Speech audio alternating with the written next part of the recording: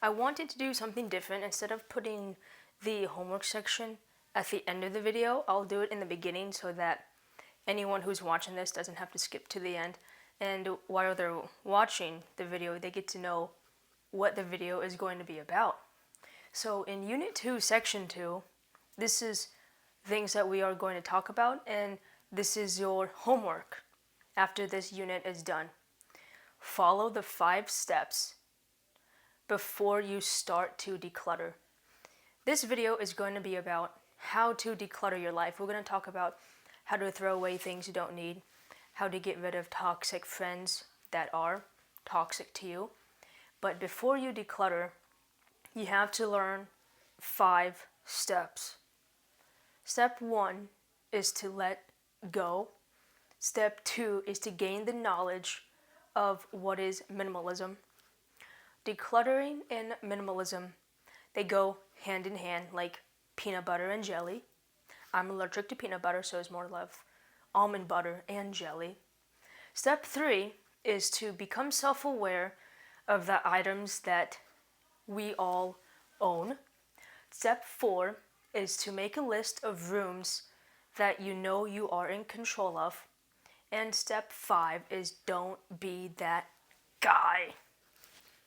I'll go more in depth with all of these steps in this video, but just as a summary, if you follow these 5 steps on how to declutter, well, before you start decluttering, when you actually start the process of decluttering your life, it will make it a whole lot easier. To declutter your life.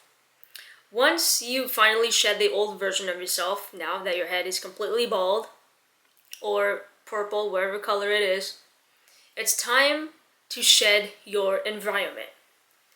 If you change your environment, you change your character.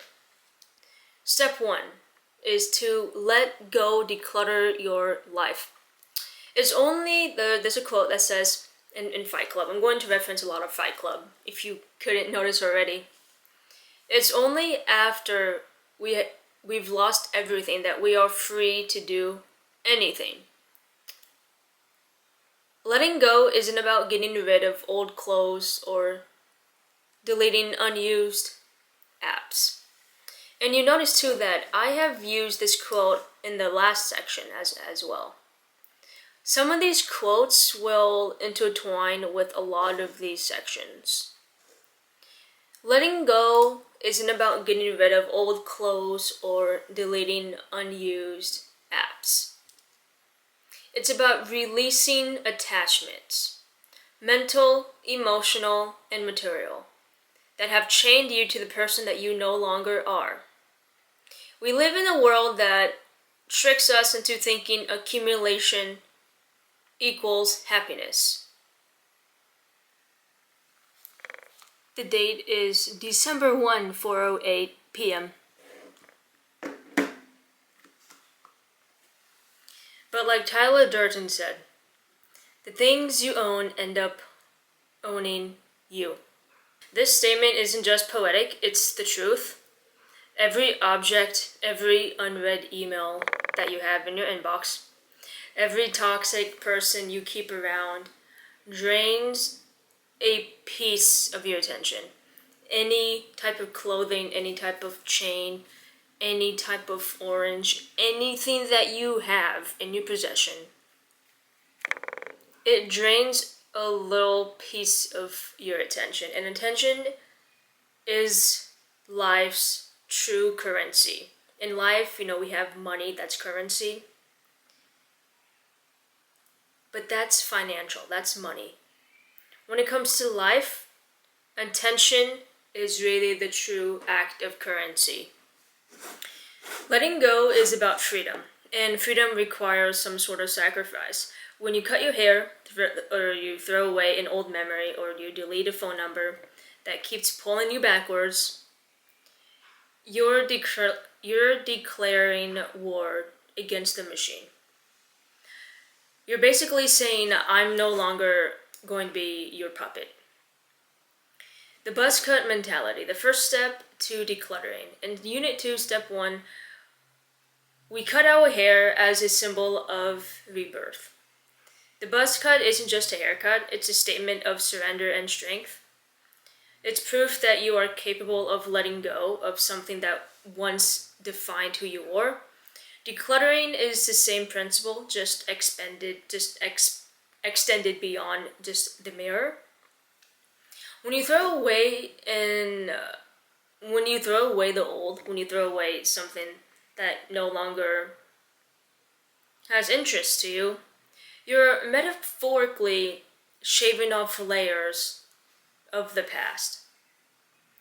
You're stripping away dead weight, physically, emotionally, digitally, and spiritually.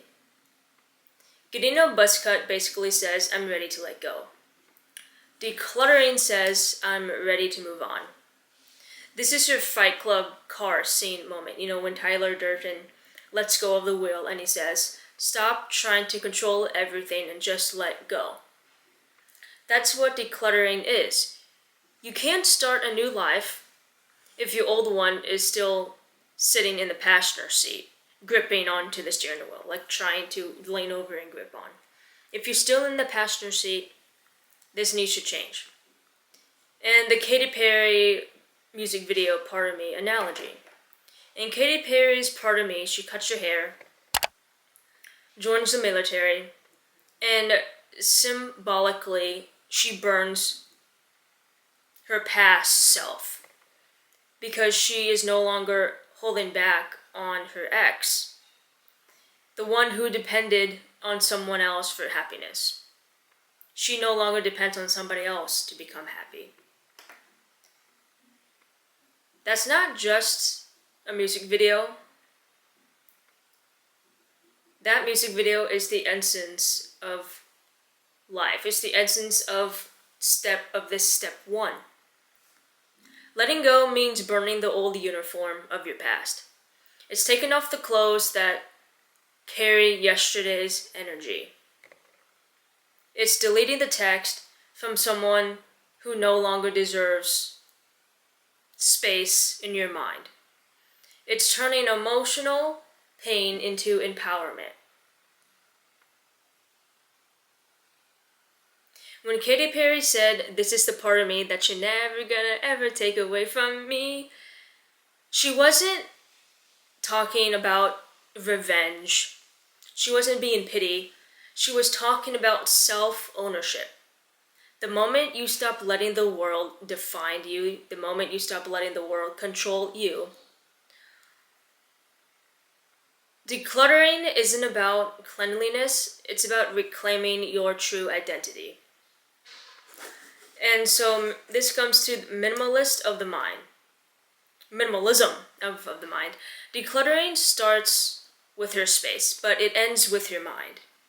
Every possession, every digital file, every negative person holds a story. Some stories push you forward, others keep you trapped in the same loop. Ask yourself, does this object or a memory or habit that I do serve who I am becoming? Does it have a positive impact on my life? How does eating this orange make me feel? Or ask yourself, or does it serve who I used to be? This is about the new you. If it serves the past, let it go. If it doesn't make you happy, let it go. You can't pour new water into a glass that's already full. Well, you can't pour... Let's just say this. I have water right here. Sorry. Essentially, you can pour water into it, but the water is going to be new and then there's old water. You know what I'm saying? First, you need to throw away the old water and then in with the new. Because if you pour in new water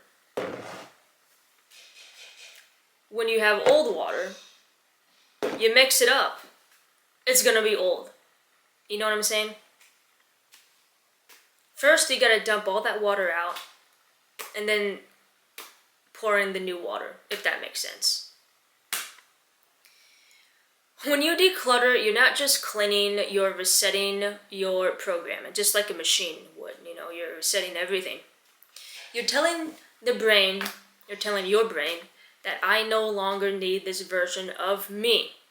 And the philosophy of letting go. Letting go is an act of self-destruction and self-creation at the same time. You are burning the bridge between who you once were and who you want to become. Fight Club wasn't about chaos, or for chaos' sake. It was about rebirth through self-destruction. You must destroy attachment to create authenticity. You must lose control to gain freedom. Letting go doesn't mean you have to lose everything around you. It means just losing what no longer belongs to you. Life, like shaving your head or deleting that old playlist from Spotify of heartbreak songs. The process will always hurt, but the pain is proof of progress. It's like shaving your head, deleting that old Spotify playlist that you keep playing on repeat that makes you feel like shit. It'll hurt, because at first I'm like, oh, you don't want to delete this playlist, like, oh, you don't want to shave your head. That self-doubt means that you are doing progress.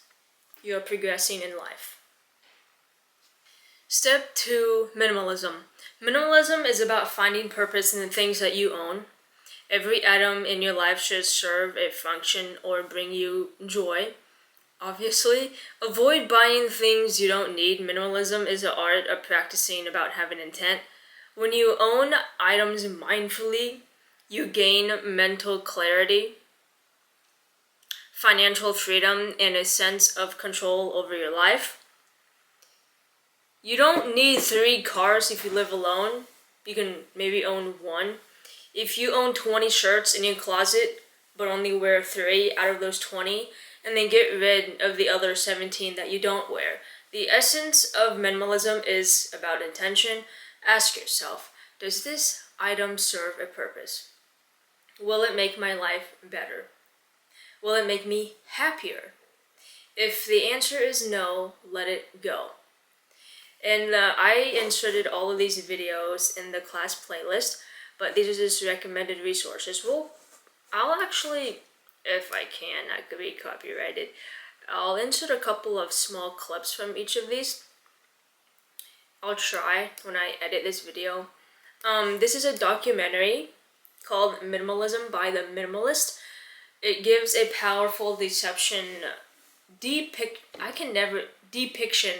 of minimalism in practice. We spend so much time on the hunt, but nothing ever quite does it for us. And we get so wrapped up in the hunt that it kind of makes us miserable.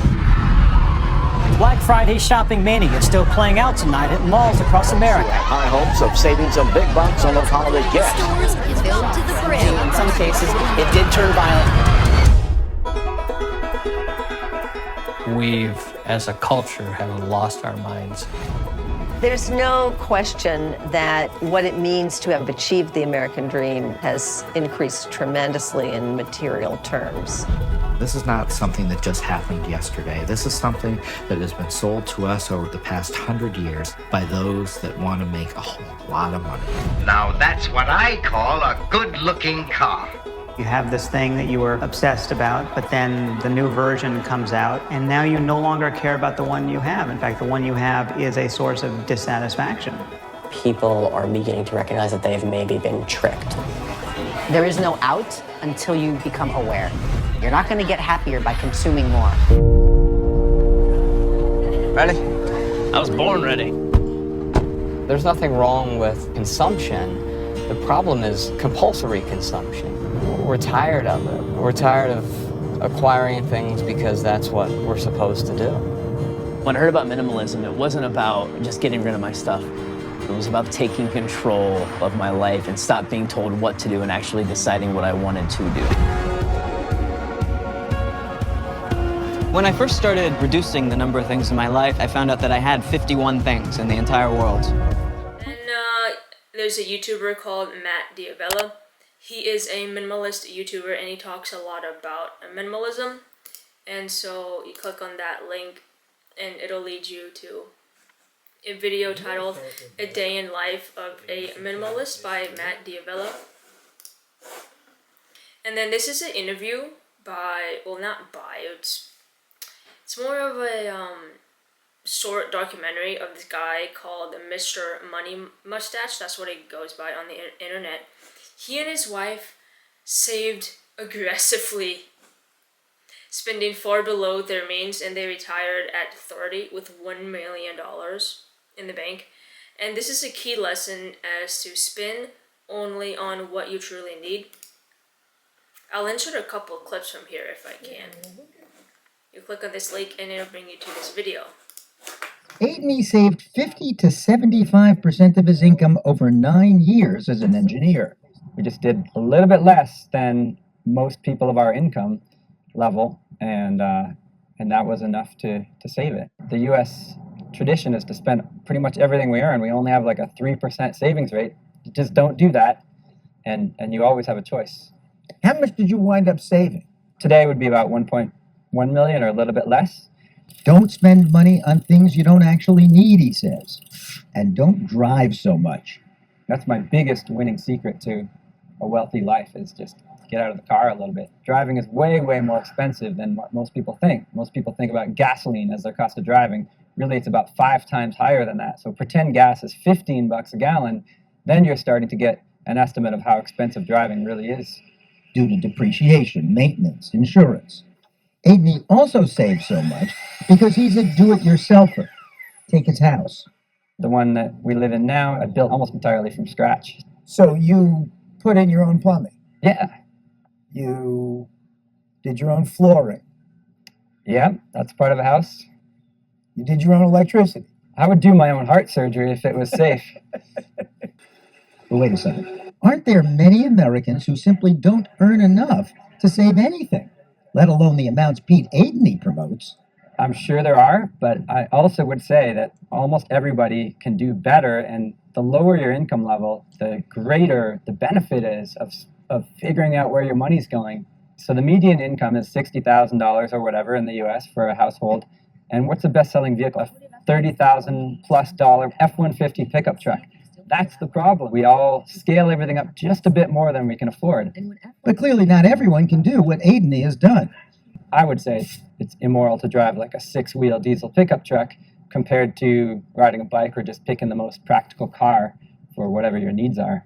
Immoral because it's polluting the atmosphere. Yeah, it's because of your effect on other people and other living things. So like you're going to consume a lot more metal and a lot more fossil fuels just to carry your tiny self around. These are just resources that help illustrate the power of minimalism and intentional living. And this is the financial reality of society on average in 2024. I did my research on this. I actually did. It's recorded that a person earned $62,000 to $70,000 per year in 2024. And which probably means like around 5,000 to a little over 5,000, maybe close to 6,000 per month. Meanwhile, consumer cultural pressures us into spending on items well above our means. The most popular car in 2024 was a Tesla, ranging from $38,000 to $100,000. A suburban house with no upgrades costs close to $1 million, far above the average annual income. And as Fight Club says, we buy things we don't need with money we don't have to impress people that we don't like. And then another quote is, again, advertising has us chasing cars and clothes, working jobs we hate so we can buy shit that we don't need. Minimalism pushes back against this cycle. And these are just my personal calculations that I hypothetically made up to illustrate minimalism in financial practice. I did my own calculations. These numbers are averages from 2024 and are meant just as a reference. And so I did like a high end of owning a house. Let's just say your monthly income is $5,833.33. Car payment is about $735. Car insurance is $400 flat. Food is $558. Medical insurance $500. Gas is $200. Phone bill is $85. Cable and internet is $100. Utilities is $300. So gas, water. Sometimes, actually in Washington, the water and sewer bill are not connected. In Washington, we have to pay a sewer bill. In some states, there is no sewer bill, but we have to. Just for flushing the toilet. Sewer is literally for flushing the toilet. That's just what it is. And then mortgage is $3,000 if you have maybe rent or a house. And then at the end of it all, you have a negative balance of $44.67. And then also note that I averaged numbers from online sources. For example, the average house mortgage is between $2,000 and $5,000. I even found one source that was $7,000. And medical insurance was on average anywhere from $477 to a little over $1,000. Yes. So with some of these, I just met in the middle. These are just middle ground assumptions. And I also did a low end calculation on if you lived in a apartment. So the low end is you make the same amount of income. You make $5,833.33. Car payment, let's just say for this car payment is $300. Car insurance, let's just say it's $300. Food, let's just say it's $300. And again, this is all about just living alone. This isn't if you have kids or anything. Medical insurance, $500. Gas is still $200. Phone bill is $85. Cable and internet is $100. And I looked up on the internet too that on average, I guess this is just a universal thing, that cable and internet are $100. I couldn't really find any other expenses like $50 or $300. The only thing that came out was $100. So I just did that. And then utilities is, again, let's just do $300. And then rent is $1,600 if you're lucky. And then you have a balance of $2,148.33. Positive income. That's how much you have left in the bank. So owning a house is kind of not the option if you make minimum wage. And it's kind of crazy that I remember when my mom was working. I remember my mom retired in 2019, and I remember my mom, I think minimum wage was like $10, and then now minimum wage is $16. And then yeah, it's a good thing, you get paid more, but usually if minimum wage goes up, the price of food goes up as well, so it just balances out. And I remember when my mom first came to America, when she first got a job in Washington, when she first came here with my dad, minimum wage was $7 an hour. Yeah, $7 an hour. And in the state of Washington, the minimum wage was $7, then now it's $16.66. So it's crazy. And then also note that with some of these, I entered the low end side, or I met in the middle. For example, in 2024, it was recorded that the average car insurance was anywhere from $55 to $1,000. And personally, I have never heard or met of anyone with a car insurance of $55. So I met in the middle and reduced it to $300 instead of $500. And then also the low end cost of food for one person for 1 month, on average it was $278 in 2024, which I think it's a bit of a lie. And the high end for one person a month is $558. So again, I met in the middle with only $300. Certain costs like gas, phone, and medical insurance are hard to reduce due to they are set. For instance, the distance from work and your apartment will always be the same, unless you change jobs, and medical insurance. And medical insurance is very important. Usually, the less you pay, the less coverage you will get most of the time. And so those costs sort of stay the same with the high end and the low end. And then other costs like rent vary by location. Some expenses, such as pet care, or if you have kids, dental, vision insurance, or unexpected car repairs are not included. But these are everyday life essentials that every adult is responsible for. These calculations reveal how living above your means is easy if you follow societal expectations, cars, houses, phones, gadgets, yet minimalism teaches intentional ownership. And then in my surrounding area, I looked around for apartments for one, and the lowest I could find was 1,600 grand. For example, let me do the iPhone example. A clear example of society's consumerism are iPhones. Every year, a new model releases. The iPhone 16, 256 gigabytes, $899, not including tax or shipping if brought online. And then iPhone 16, then you even have a one that's 128 gigabytes, which is $699, which isn't that far off. Not including tax or shipping again if bought online, right? Not including shipping, right? Every year there's a new phone, and I still use an iPhone 12 mini, which was released in 2020. And it still works perfectly after 5 years. I think it's time for a new one actually, but this phone has a story. It has scars and it has characters. Look at this phone. Look at this phone, guys. Look at this phone. This phone tells a story.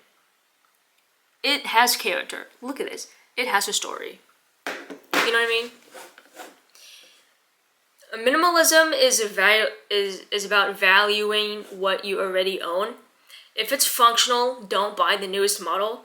This teaches character, patience, and financial awareness. I once saw a clip that I don't know what kind of phone he still has, but I saw a clip where Ice Cube still uses a BlackBerry or a type of old iPhone. I think he has an iPhone 6 or 8. I don't know. I have to look this up. I'll probably include a clip here somewhere. And then I believe Will Smith, he still uses a BlackBerry.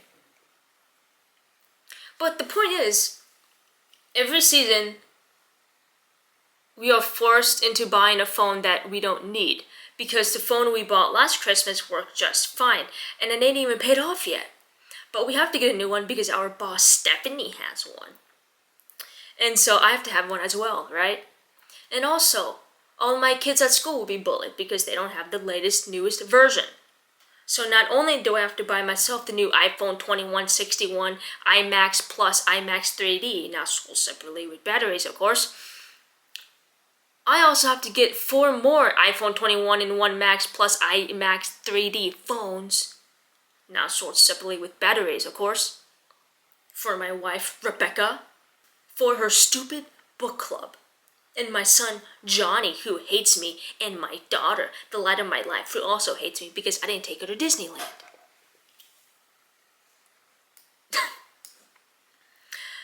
Practical minimalism in your life.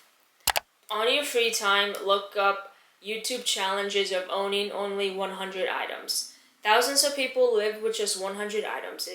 It really does open your eyes into perspective and intentional living.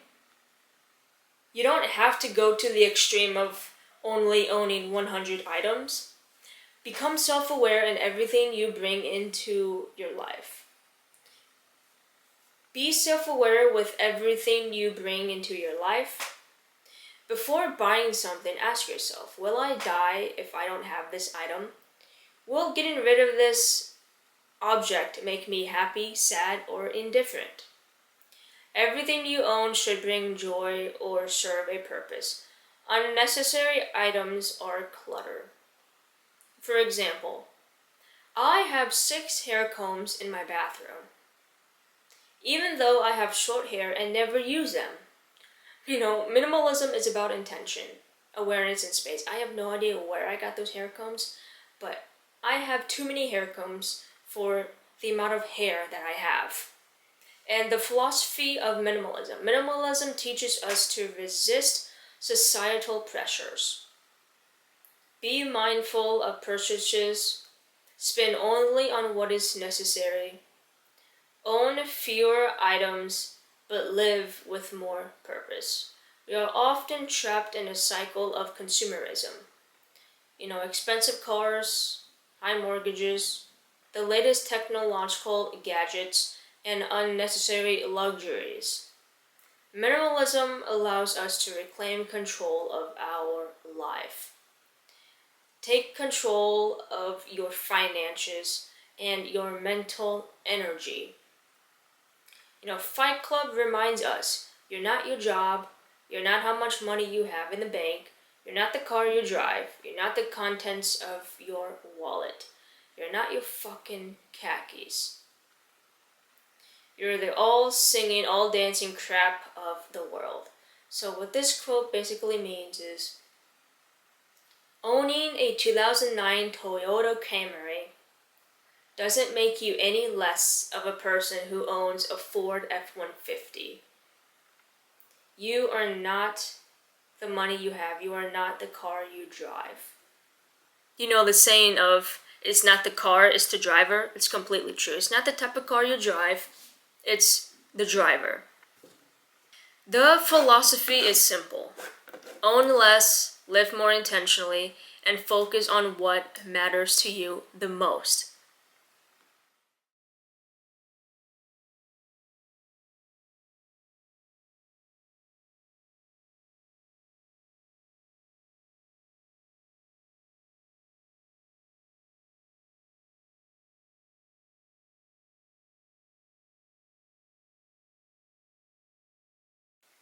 The goal is to own your items intentionally rather than letting your possessions control you. As Fight Club says, the things you own end up owning you. I know I've used this quote a lot, and I mean a lot during this video, but if there's one line that embodies step 3, and especially unit 2, the video that you're watching right now, it's this one. The things you own end up owning you. Think about your items. Do they truly serve a purpose? Do they bring you joy? Or are they just taking up space? Physically, mentally, and financially. And these are just an example out of my life. So, guitars. I only own one guitar, and I usually play this every other day. Hypothetically, if I had 10 identical guitars, but I only played one out of the 6 that I hypothetically may have,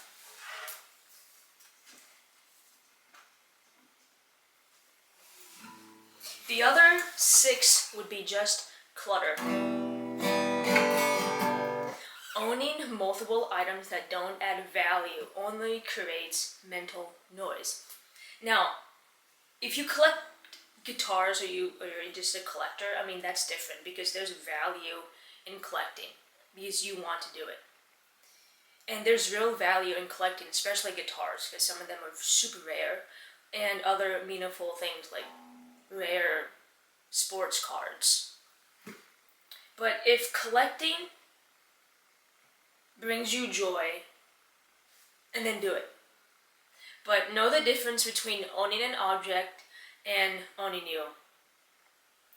And I want to insert a interview by John Cena. We talked about it in Unit 1, but I'm going to insert it again. Getting something out there for the people who actually pay attention to what I do. I have no idea why, but understanding that that's important and making it important. but also setting boundaries for myself. I believe boundaries are very important in life. And this is a way for me to operate in all tentacles where my entire day isn't structured around that device. And that's something that I am consciously aware of. So I don't want to say I don't want to do that. I want to be a part of all these things. But the person who helps me manage all this is sitting right over there. When we sit down and explore a new platform, the first piece of discussion is how much time is this going to take? Because that is our most valuable asset. The time you gave me today in the car, that's a huge ask. Your time is super valuable. I was able to receive so much worth and wealth from that, and I'm grateful. I'd much rather be doing that than scanning to see what the world is about. I think social media is great if it doesn't make your life miserable.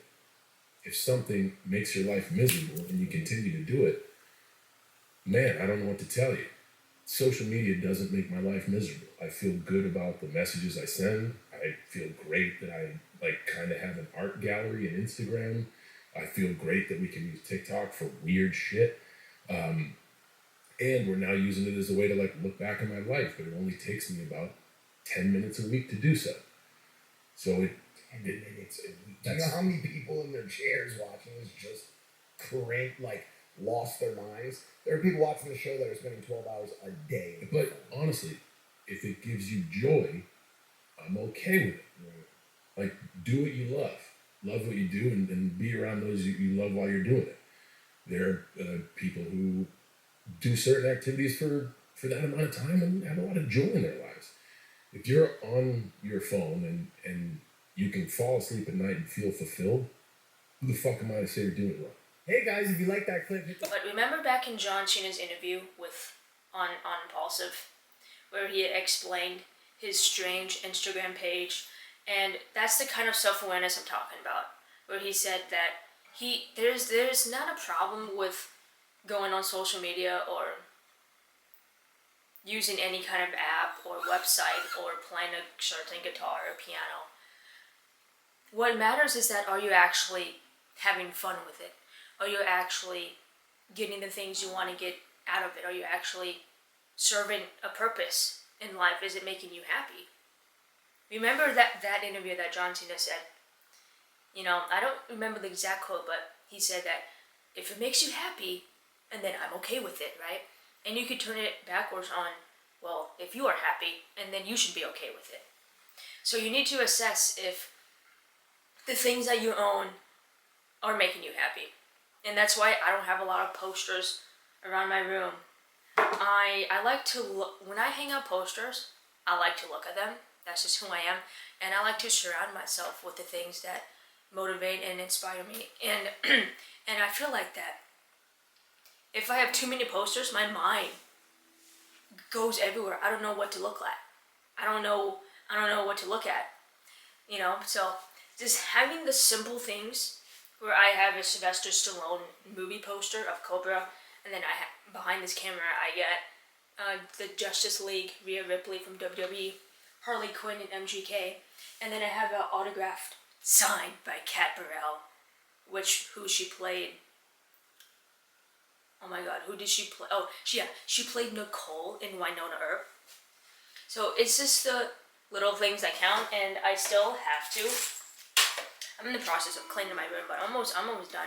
And I'm gonna hang up some dog pictures that I have of Candy and Scooby. And then I'm also gonna hang up, you see that? Picture of my dog. And I'm also gonna hang up this Spider-Man poster too, as well. But you need to assess if the things that you own are controlling you, because you need to be in control of the items that you own and not the item controlling you.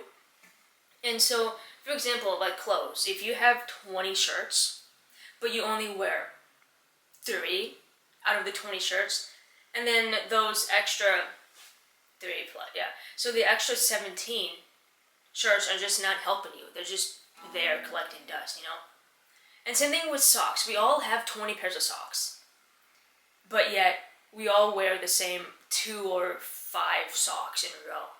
You know what I mean? And so do I need more? Do you need more? Probably not. Being aware of what you actually use prevents waste and unnecessary purchases. And then also when you move, it's easier to move, and it's just, you feel, I mean, in my opinion, when I have less items, I feel like I have less stress because I know where everything is. But you also have to prepare for the worst, you know, you just can't have one pair of underwear, you know, there's 7 days in a week, and then if you do laundry, you know, twice or once a week, then you should probably have anywhere from 5 to 10 pairs of underwear, right? You know, it's not just about having one bowl to eat out of, or one shirt, right? It's about stemming down from 100 pairs of shirts to maybe only 50, you know what I mean?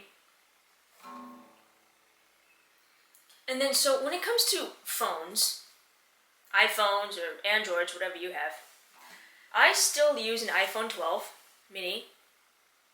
I finally have a case for it, by the way. And it works perfectly fine. Every year, we're pressured to buy the newest model. It's true.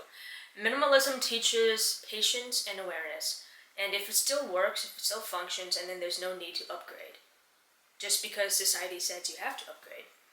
And so the questions to ask yourself before buying or keeping something is, will I die if I don't have this item? Will getting rid of this current item make me happy, sad, or indifferent? If it makes you sad, getting rid of a certain item, and then obviously keep it. But you want to say, okay, if I throw this phone away, will I be happy? Probably not, because I need this phone to call my parents and to use it for other necessities. Or sitting with this guitar. I only have one guitar. If I throw away this guitar, how will it make me feel? Sad. And then keep it. So when you throw away or you decide which items to keep, ask yourself these questions. And then also ask yourself, do I actually use it, or is it just taking up space? And so these are just practical exercises that you should do. Take a walk through your home and notice what you own. Identify items you haven't used in a couple of months or a couple of years. And ask yourself why you have each of these items and whether it truly matters. Self-awareness isn't just about your possessions. It's about understanding how those possessions affect your life, habits, and finances. Being conscious about your stuff creates clarity, it reduces stress, and helps you make smarter choices in the long run. And then you also have to decide, the items that I have, how did I possess them? Did I buy them myself? Was it a gift? And so you really have to assess, how did I accumulate the items that I have now? Did I buy it, or was it a gift? And most of the time, I hate to say it, most of the time the gifts that you receive, you don't really need. Because sometimes people are really bad at gift giving, and you feel bad for you feel bad for throwing it away. And you can't let that dictate your every single decision in life, because it's a metaphor.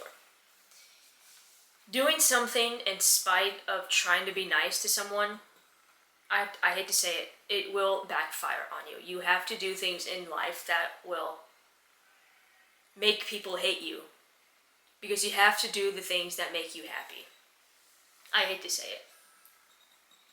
I'm not saying that you need to become selfish, and if somebody gives you a gift that you don't like, you just say, I don't like it. There's ways that you can go about it.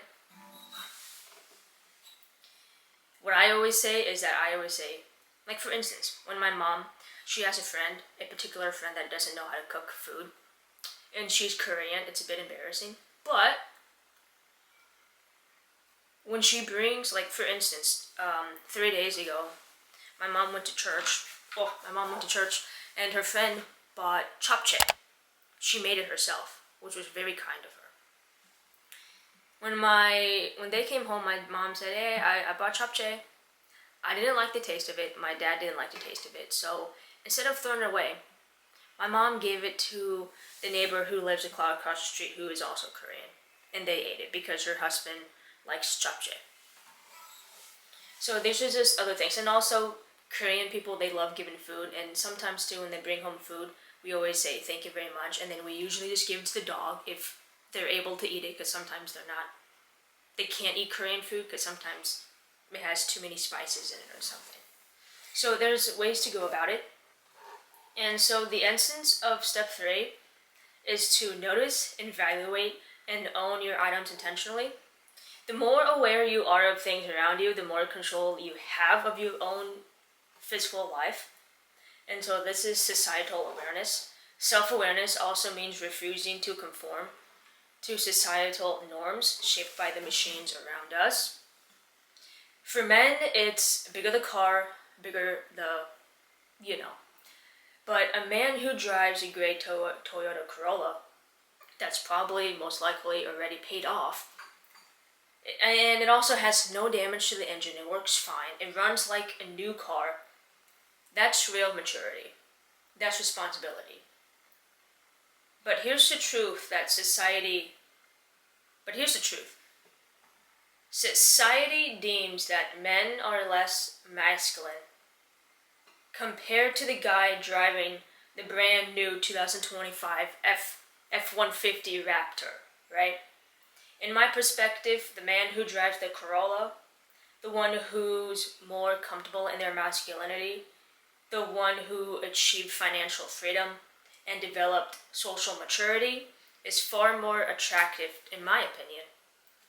And then the guy with the truck, the guy with the new truck, in debt, because he has to, because it tells me that the guy who bought the new truck, despite not having enough money to buy it, he's not comfortable with his self.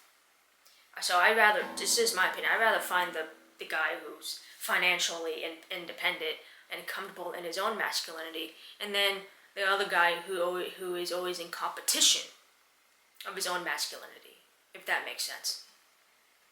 But I'm not attracted to men, but if I was, I'm just saying. And so, same thing with women. Imagine if you're a woman, or even another man, looking for a lifetime partner. Oh, let's go partner. Oh. Sorry about that. I spelled partner wrong. That's one of the upsides of not using ChatGPT to write your stuff. You misspell things. So even another man looking for a lifetime partner. Which person seems like a more responsible adult? Which seems to be more attractive? The guy who buys a new F-150 Raptor every few years just to show off that his dick is big, but still struggles with student loans and other such financial restraints? Or the man who drives an older car but lives debt-free and has control over his finances? Which one would you rather date? And that's real strength. That's self-awareness. The point of self-awareness isn't necessarily about owning cheaper things. It's about understanding what you can truly afford and becoming comfortable with it. If you can easily afford a mansion in the hills without becoming broke, and then that's fine, right? But if you're making an average income, don't buy that house in the hills just to impress others and just to show off that your dick is big or it's small. Typically men who are always in competition, who always have to show off, most likely teeny weeny. So don't buy that house in the hills just to impress others, especially when you have other debts to pay off. You decide that buying a house or a car is a great idea. Only you can decide that. Unfortunately, the world that we live in, we're constantly peer pressured, and the competition of appearances are getting even tougher. So what I mean by appearances is we all have to keep up with physical appearance. If you drive a certain type of car, you live in a certain area or a certain house. It's all about a popularity status. And so you need to reject the pressure. In society, men are taught that if you don't have the newest truck, or you don't have the biggest watch, you don't have the biggest watch, or you don't have the sexiest wife, you are inadequate. Women are taught that if they don't wear the sexiest clothes, they're unfashionable. Especially now, if they don't have the biggest boobs, they're not attractive. If they don't get the latest cosmetic surgery that Kylie Jenner got, they're not hot. Don't conform to the machines. Become self-aware and decide for yourself what's needed to keep you happy versus what's only needed to keep others impressed. If you like getting that cosmetic surgery, and then do it. But if you're only doing it because of what other people may think of you, because you may have a mole on your face and you want to get rid of it because you're getting made fun of, that's probably not the right thing to do because of what other people think. So when it comes to minimalism, it's not so much about owning less things or owning cheaper things or living like you're poor. It's about sitting down and counting up how much income on average you make a month and then living below your income. You know, if you make $5,000 a month, live like you make $2,000 a month, because in the end it's gonna pay off. Then you can retire earlier. I mean, look who's talking. I don't even have a job, but when I do get a job, I already have it all figured out. And that's why people are always in debt. I mean, I believe that the United States is what, like $10 billion in debt. I'll probably insert a picture here. I'm not really sure, but I read it somewhere that the United States has the biggest debt in every country. The United States is #1. So, become self-aware of the things that you own, because you don't want the things you own end up owning you. You don't want your car to dictate who you are as a person. You know what I mean? It's not about the car, it's the driver. Step 4. Make a list of the rooms that you live in and items that are in your control. So, for example, step 4 is simple. It's very simple, but it's very important. Make a list of all the spaces and items that are actually in your control.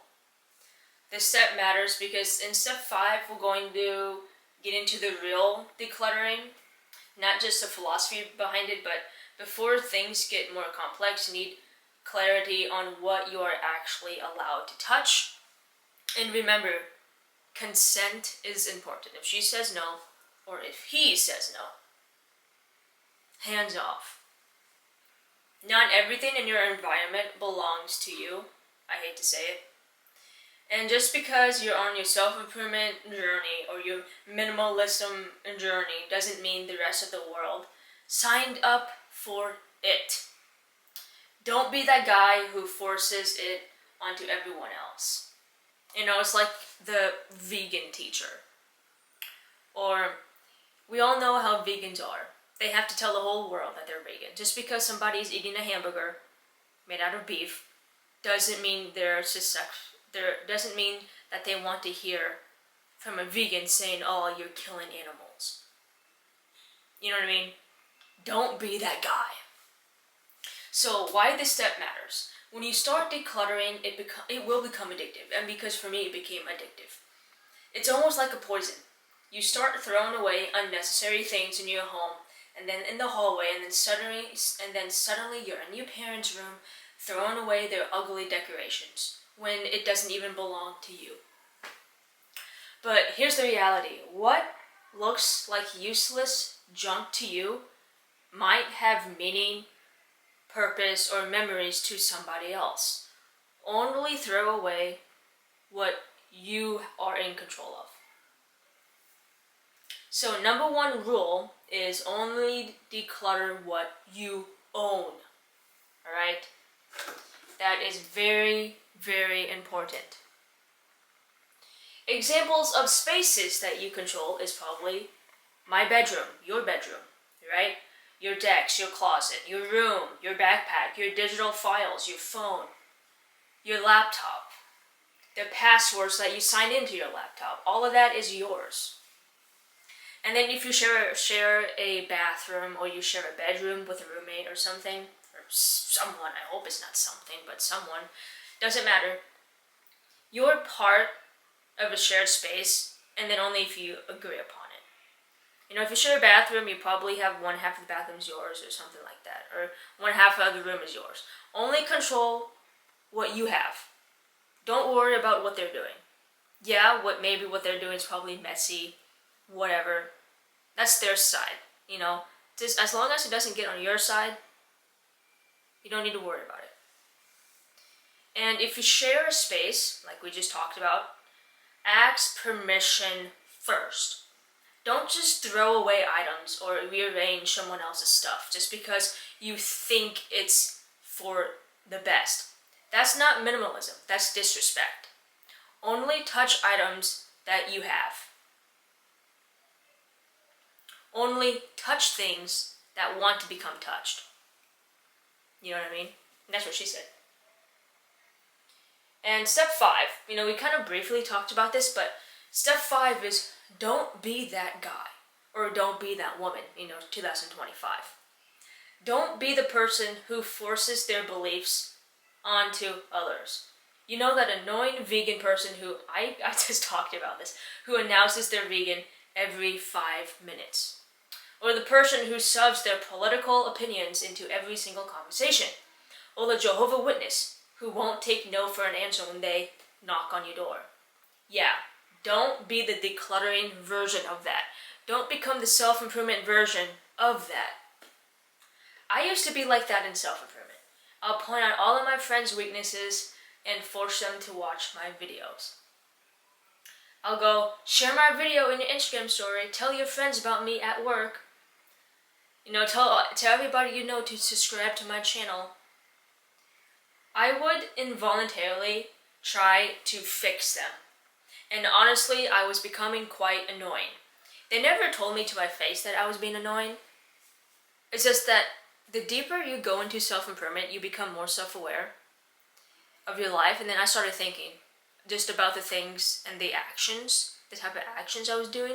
And then I kind of self-diagnosed myself as annoying.